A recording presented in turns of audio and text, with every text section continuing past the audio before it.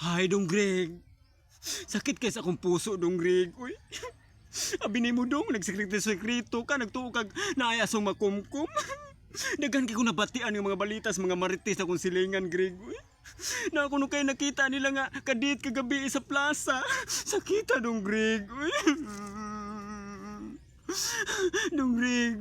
Wako tarong kaon rong adlaw, Greg, ay siguna-una. Nagunsa ka tong mga kagwang, no? Posibleng nagsuri-suroy ratos plaza. Kung nagsuri-suroy man sila sa sayo pa. Sa tungang gabi, nagunsa na ka tong mga kagwang, no? Greg. Sulti ko nung Greg, sa tinuod kung nagunsa dyan mo atong mong kauban kagabi sa plaza. Hindi dyan ko may mutang nung Greg. Nabuak na biyak ko ni mo, Greg. Kada gabi ko ni mo buakon. Bisag di ko magpabuak, bukon ko dyan ko ni mo. Greg, maluhoy ka sa kuha, Greg.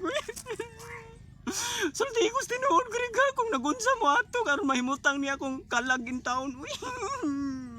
Dong Greg, di dyan ko katulog, Dong Greg, ay. Sulti ko nagunsa mo ha para makatugo. May untag dili positive, may untag negative lang ang balita. I love you, Greg.